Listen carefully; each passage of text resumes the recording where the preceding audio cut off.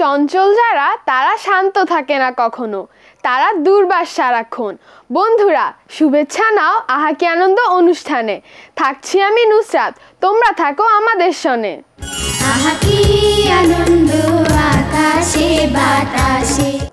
যদি হয় ছুটির দিন তবে তো কথাই নেই, হারিয়ে যাব কোথায় দূর অজানায়, কারো জানা নেই। এমনই হয় ছুটির দিনে বন্ধুদের মন। একদিন ছুটি হবে, অনেক দূরে যাব, নীল আকাশে সবুজ ঘাসে খুশিতে হারাবো। ওই একদিন ছুটি হবে, অনেক দূরে যাব, নীল আকাশে সবুজ ঘাসে খুশিতে হারাবো। একদিন ছুটি হবে।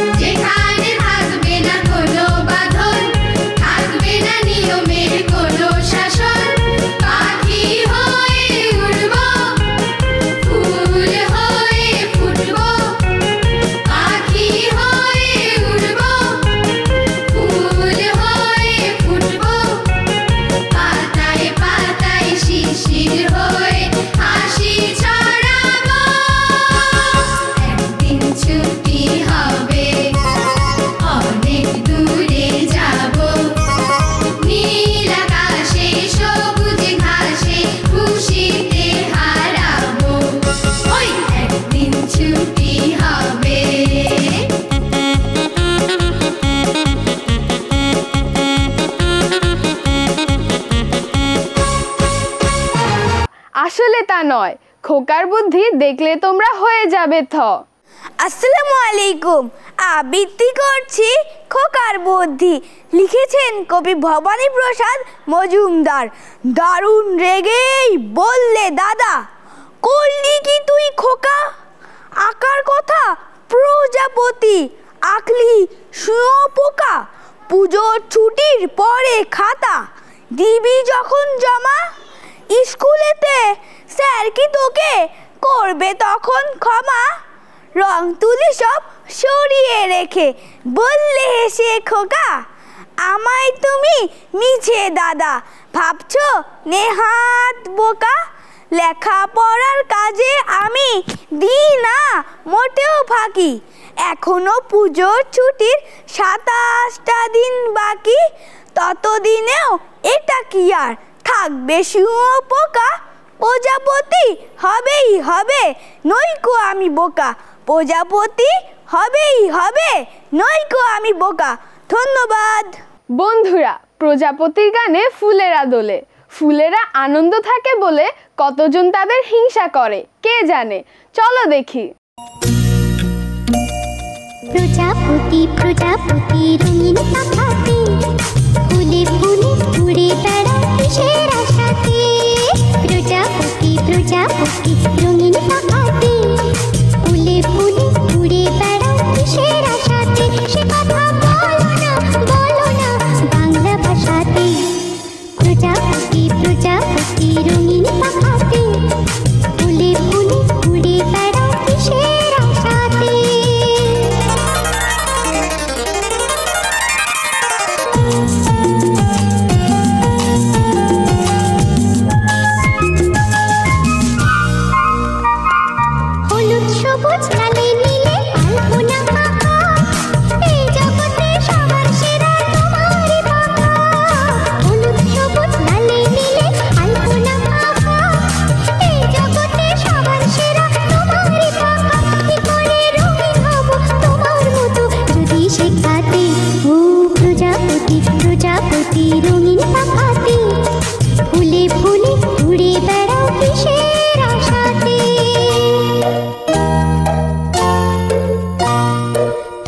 ছবি আঁকবো আমি সয়না তোমার তাও চুপটি করে একটু বসো কোথায় উড়ে যাও তোমার ছবি আঁকবো আমি সয়না তোমার তাও চুপটি করে একটু বসো কোথায় উড়ে যাও কি করে তোমার ছবি আঁকবো আমি আকার খাতাতে প্রজাপতি প্রজাপতি রঙিন পাখাতে ফুলে ফুলে উড়ে বেড়াও কিসের আশাতে প্রজাপতি প্রজাপতি রঙিন পাখাতে ফুলে ফুলে উড়ে বেড়াও কিসের আশাতে সে কথা বলো না বাংলা ভাষাতে প্রজাপতি প্রজাপতি রঙিন পাখাতে ফুলে ফুলে উড়ে বেড়াও কিসের আশাতে। আমরা গল্প শুনতে ভালোবাসি, গল্পের মধ্যে থাকতে হবে ভয়ঙ্কর কিছু অথবা স্পাইডারম্যানের মতো চরিত্র, কিন্তু না, আমাদের এবারের গল্প এক বুড়িকে নিয়ে। আসসালামু আলাইকুম। আবৃত্তি করছি কবি রবীন্দ্রনাথ ঠাকুরের কবিতা বুড়ি। এক যে ছিল চাঁদের কোনায় চরকা কাটা বুড়ি, পুরাণে তার বয়স লেখে 700,020। সাদা সুতোয় জাল বুনে সে হয় না বুনন সারা, পণ ছিল তার ধরবে জালে লক্ষ কোটি তারা। হেন কালে কখন আঁখি পড়ল ঘুমে ঢুলে, স্বপনে তার বয়সখানা বেবাক গেল ভুলে। ঘুমের পথে পথ হারিয়ে মায়ের কোলে এসে পূর্ণ চাঁদের হাসিখানি ছড়িয়ে দিল হেসে। সন্ধে বেলায় আকাশ চেয়ে কি পড়ে তার মনে, চাঁদকে করে ডাকাডাকি চাঁদ হাসে আর শোনে। যে পথ দিয়ে এসেছিল স্বপন সাগর তীরে, দু হাত তুলে সে পথ দিয়ে চায় সে যেতে ফিরে। হেনকালে মায়ের মুখে যেমনি আঁখি তোলে, চাঁদে ফেরার পথখানে সে তক্ষুনি সে ভোলে। কেউ জানে না কোথায় বাসা, এলো কি পথ বেয়ে, কেউ জানে না এই মেয়ে সেই আদিকালের মেয়ে। বয়সখানার খ্যাতি তবু রইল জগৎ জুড়ে, পাড়ার লোকে যেই দেখে সেই ডাকে বুড়ি বুড়ি। সবচেয়ে যে পুরনো সে কোন মন্ত্রের বলে, সবচেয়ে আজ পুরনো হয়ে নামলো ধরাতলে। ধন্যবাদ। বন্ধুরা, আমরা অনেক রকম ফল খাই, কিন্তু জানি না কোন ফলে কি গুণ। এবার গল্পের ছলে আমাদের মিষ্টি বন্ধু শোনাবে পেঁপের গুণ। আমার নাম জুয়াইরিয়া ইসলাম, আমার গল্পের নাম পেঁপের গুণ। আমার নাম হলো নিউটন উদ্দিন, আর আমার বাবা হলো পদার্থবিজ্ঞানের শিক্ষক। তিনি বড় আশা করে আমার নাম রেখেছিলেন নিউটন উদ্দিন। ওই যে বিখ্যাত যে নিউটন রয়েছে, তার সাথে কিঞ্চিত বাঙালিত্ব মেশানোর জন্য আমার দাদার নাম বরকত উদ্দিনের সাথে আমার নাম রেখেছেন নিউটন উদ্দিন। এ নিয়ে আমার বিড়ম্বনার শেষ নেই। আমি গণিতে যা পাশ করি, পদার্থবিজ্ঞানে তাও টেনে টুনে পাশ করতে পারি না। এজন্য সবাই আমাকে নিয়ে হাসাহাসি করে। সেদিন পড়া না পারার কারণে স্যার আমাকে ক্লাস থেকেই বের করে দিলেন। ক্লাসের বাইরে দাঁড়িয়ে আমি নানান কথা ভাবছিলাম। তখন হঠাৎ আমার সামনে দিয়ে আমার পদার্থবিজ্ঞানের শিক্ষক হেঁটে যাচ্ছিলেন। তিনি হঠাৎ আমার সামনে এসে দাঁড়ালেন আর টিপ্পনি সুরে বললেন, কিরে নিউটন, স্যার নিশ্চয়ই ক্লাস থেকে বের করে দিয়েছেন। আমি তখন মাথা নাড়লাম। তখন আমার শিক্ষক বললেন, ঠিক করেছে। আচ্ছা নিউটন, তুই এক কাজ কর, তুই পেঁপে গাছের নিচে গিয়ে দাঁড়িয়ে থাক।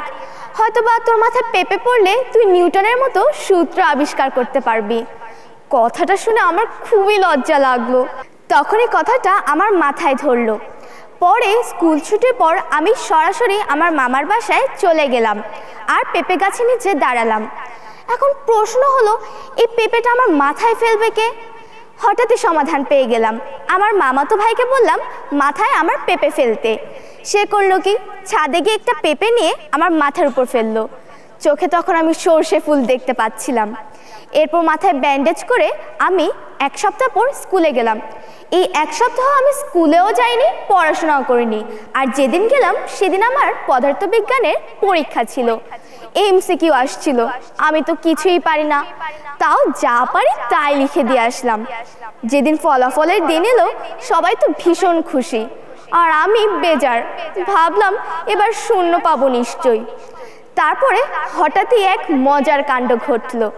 স্যার একে একে মার্ক বলা শুরু করলেন। 1 পেয়েছে 36, 2 পেয়েছে 33, 4 পেয়েছে 38। যারা 40 বার চেষ্টা করেছিল তারা কেউ 38-এর বেশি কেউ পায়নি। তারপর হঠাৎ যখন আমার রোল এলো তখন আমি শুনলাম কি আমি 40-এ একদম 40-ই পেয়েছি। আমি তো অবাক, শিক্ষকও অবাক এবং আমার ক্লাসের সবাই অবাক। তখন স্যার সবার উদ্দেশ্যে বললেন, ঠিক শুনেছ, নিউটন 40-এ 40-ই পেয়েছে। আমি ওর খাতা 3 বার গুনে দেখেছি।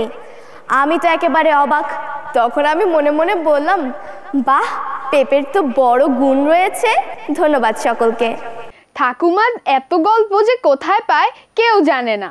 তবে এবার এক কবিতা শোনাবে আমাদের বন্ধু। আবৃত্তি করছি কবি রবীন্দ্রনাথ ঠাকুরের বৃষ্টি পড়ে টাপুর টুপুর। দিনের আলো নিভে এলো, সূর্যি ডুবে ডুবে, আকাশ ঘিরে মেঘ জুটেছে চাঁদের লোভে লোভে। মেঘের উপর মেঘ করেছে রঙের উপর রং, মন্দিরেতে কাঁসর ঘন্টা বাজলো ঢং ঢং। এর পাড়েতে বৃষ্টি এলো ঝাপসা গাছপালা, ও পাড়েতে মেঘের মাথায় 100 মানিক জ্বালা।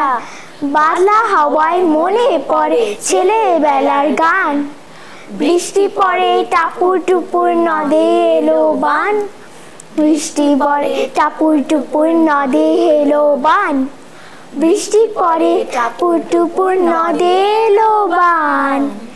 মনে পড়ে ঘরটি আলো, মায়ের হাসি মুখ, মনে পড়ে মেঘের ডাকে গুরু গুরু বুক। বিছানাটির একটি পাশে ঘুমিয়ে আছে খোকা, মায়ের পরে দৌড়াত্তি সেথা না যায় লেখা ঝোকা। ঘরেতে দুরন্ত ছেলে করে দাপাদাপি, বাইরেতে মেঘ ডেকে উঠে সৃষ্টি ওঠে কাঁপি। মনে পড়ে মায়ের মুখে শুনেছিলাম গান, বৃষ্টি পড়ে টাপুর টুপুর নদে এলো বান, বৃষ্টি এলো টাপুর টুপুর নদে এলো বান, বৃষ্টি পড়ে টাপুর টুপুর নদে এলো বান। 3 কন্যা বিয়ে করে কি হলো তার শেষে, না জানি কোন নদীর ধারে, না জানি কোন দেশে, কোন ছেলেরে ঘুম পাড়াতে কে গাহিল গান, বৃষ্টি পড়ে টাপুর টুপুর নদে এলো বান, বৃষ্টি পড়ে টাপুর টুপুর নদে এলো বান, বৃষ্টি পড়ে টাপুর টুপুর নদে এলো বান। আহা কি আনন্দ আকাশে বাতাসে, আহা কি আনন্দ আকাশে বাতাসে। সময় নষ্ট করা চলবে না, লেগে থাকো জীবনের কাজে, ফল পাবে অচিরে। ভালো থাকো, সুস্থ থাকো সব সময়। আজ নিচ্ছি বিদায়, দেখা হবে আগামী পর্বে। আল্লাহ হাফেজ। আহা কি আনন্দ আকাশে বাতাসে, শাখে শাখে পাখি ডাকে, কত শোভা চারিপাশে।